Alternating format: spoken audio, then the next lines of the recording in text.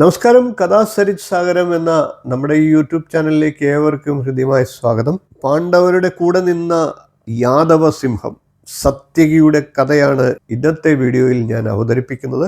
കുരുക്ഷേത്രത്തിന്റെ പൊടിപടലങ്ങൾക്കിടയിൽ അർജുനന്റെ ഗാണ്ഡീവം മുഴങ്ങുമ്പോൾ, ഭീമന്റെ ഗദ വീശുമ്പോൾ ഒരു യാദവ സിംഹത്തിന്റെ ഗർജനവും അവിടെ മുഴങ്ങിയിരുന്നു. കൃഷ്ണന്റെ വിശ്വസ്തൻ, അർജുനന്റെ ശിഷ്യൻ, പാണ്ഡവരുടെ ജീവനുള്ള കവചം, അവനാണ് സാത്യകി. പാണ്ഡവരുടെ കരുത്തനായ യാദവ തൂണായിരുന്നു സാത്യകി. യാദവരിലെ സിംഹഗർജനം. വൃഷ്ണിവംശത്തിലെ യാദവ വീരന്മാരിൽ ഏറ്റവും പ്രകാശമാനമായ നക്ഷത്രങ്ങളിൽ ഒരാളായിരുന്നു സാത്യകി. ശിനിയുടെ പൗത്രൻ, സത്യകന്റെ പുത്രൻ. അതുകൊണ്ടാണ് അദ്ദേഹം ശൈനേയൻ എന്നും സാത്യകി എന്നും അറിയപ്പെട്ടത്. പക്ഷെ സാത്യകി ഒരു സാധാരണ യോദ്ധാവായിരുന്നില്ല. അദ്ദേഹം ശ്രീകൃഷ്ണന്റെ ഹൃദയത്തോട് ഏറ്റവും അടുത്തു നിന്ന യാദവനായിരുന്നു. കൃഷ്ണൻ എവിടെയുണ്ടോ അവിടെ സാത്യകിയും ഉണ്ടായിരുന്നു. കൃഷ്ണന്റെ രഥത്തിന് കാവൽ നിന്ന കൈ, കൃഷ്ണന്റെ ശത്രുക്കൾക്കെതിരെ ആദ്യം വാൾ ഉയർത്തിയ വീരൻ, അതായിരുന്നു സാത്യകി.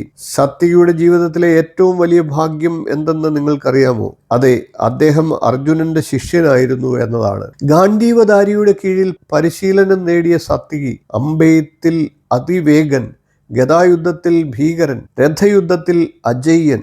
ഒരു ഘട്ടത്തിൽ അർജുനന് ശേഷം ഏറ്റവും മികച്ച വില്ലാളി ആരാണ് എന്ന ചോദ്യത്തിന് പലരും പറഞ്ഞ പേര് സാത്യകി.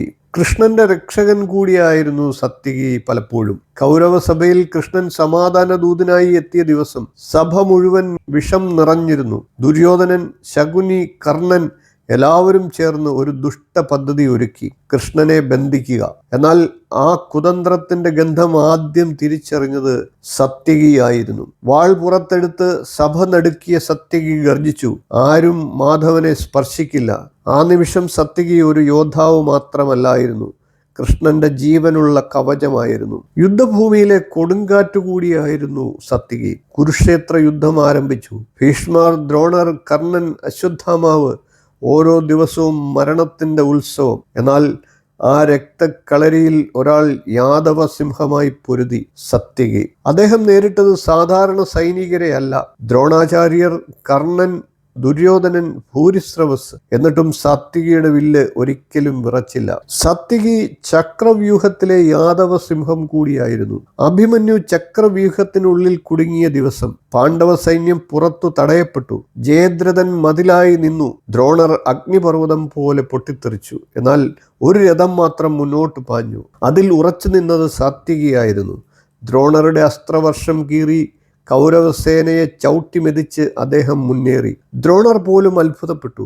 ഇവൻ അർജുനന്റെ യഥാർത്ഥ ശിഷ്യൻ തന്നെ.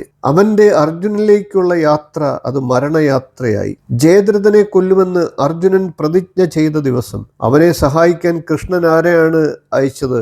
സാത്യകിയെ. കാരണം ആ ദൗത്യം പൂർത്തിയാക്കാൻ മറ്റാരെയും കൃഷ്ണൻ വിശ്വസിച്ചില്ല. ദ്രോണരുടെ പ്രതിരോധം, കൗരവരുടെ മതിൽ, അസ്ത്രങ്ങളുടെ മഴ എല്ലാം തകർത്തുകൊണ്ട് സാത്യകി മുന്നേറി. ദുശാസനൻ വീണു, ജലസന്ധൻ വീണു, കൗരവസേന നടുങ്ങി. ഇത് യാദവനോ അഗ്നിയോ?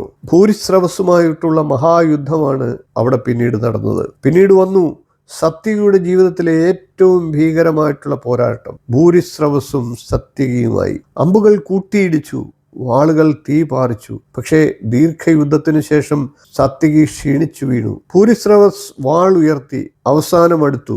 അന്നേരം ദൂരെ നിന്നൊരു അമ്പ് മിന്നൽ പോലെ പാഞ്ഞു വന്നു. അർജുനൻ. ഭൂരിശ്രവസിന്റെ കൈ നിലത്തു വീണു പിടഞ്ഞു. അപ്പോൾ രക്തത്തിൽ മുങ്ങിയ സാത്യകി എഴുന്നേറ്റു. ക്രോധം നിറഞ്ഞ കണ്ണുകൾ, വിറയ്ക്കുന്ന യുദ്ധഭൂമി. അടുത്ത നിമിഷം ഭൂരിശ്രവസിന്റെ തല നിലത്തുരുണ്ടു. സാത്യകി യുദ്ധം കഴിഞ്ഞിട്ടും മറക്കപ്പെട്ട വീരനായിരുന്നു. കുരുക്ഷേത്ര യുദ്ധം അവസാനിച്ചു. പാണ്ഡവർ വിജയിച്ചു. എന്നാൽ ആ വിജയത്തിന് പിന്നിൽ നിന്ന യാദവ സിംഹത്തെ ലോകം മറന്നു.